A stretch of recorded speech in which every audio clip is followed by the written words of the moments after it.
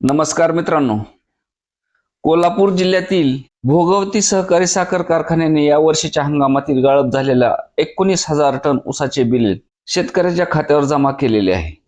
प्रति टन 3,653 रुपयाप्रमाणे शेतकऱ्याच्या खात्यावर जमा केलेले असल्याची माहिती कारखान्याचे अध्यक्ष प्राध्यापक शिवाजीराव पाटील आणि उपाध्यक्ष राजाराम कवडे यांनी दिली आहे. भोगवती कारखान्याने यंदाच्या हंगामासाठी प्रति टन 3,653 एवढा उच्चांकी दर जाहीर केला होता. पहिल्या टप्प्यात गाळप झालेल्या 19,802 मेट्रिक टन ऊसाच्या बिलापोटी 7,23,38,387 रुपये शेतकऱ्याच्या खात्यावर जमा करण्यात आलेले आहेत. यंदाच्या हंगामात कारखान्याने 1 डिसेंबर अखेर 20 दिवसात 86,060 मेट्रिक टन ऊस गाळप करून 89,210 क्विंटल साखर उत्पादित केली आहे. सरासरी साखर उतारा 10.36% एवढा आहे. कारखान्याने यावर्षी जाहीर केलेला दर हा राज्यात उच्चांकी असून कारखान्याकडे ऊसाचा ओघ वाढत आहे. या वर्षीच्या हंगामात भोगावती साखर कारखान्याने 6 लाख टन ऊस गाळपाचे उद्दिष्ट निश्चित केले आहे.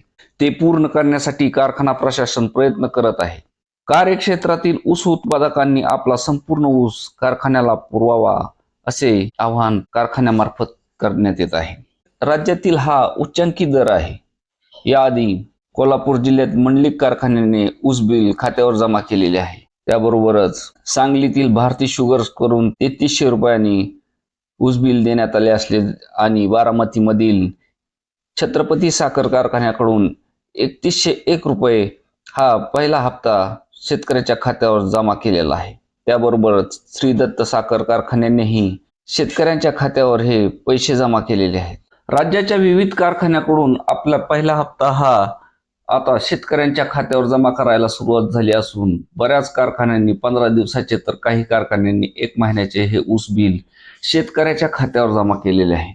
यातील प्रामुख्याने 3,000च्या पुढे शेतकऱ्याच्या खात्यावर हे जमा झालेले असून मराठवाडा आणि विदर्भात मात्र 3,000च्या आतच हे भाव दिले गेलेले असल्याचे निदर्शनास येत आहे.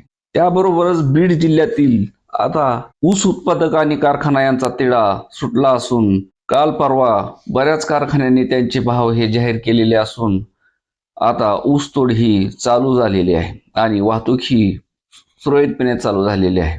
सोलापूर जिल्ह्यात ही जवळजवळ 6 ते 7 कारखान्यांनी ऊसाची FRP ही जाहीर करण्यात आल्यामुळे तेथील तिढा हा सुटला असून आता जवळजवळ संपूर्ण राज्यात आता सुरळीतपणे ऊसतोड चालू झालेली आहे. धन्यवाद.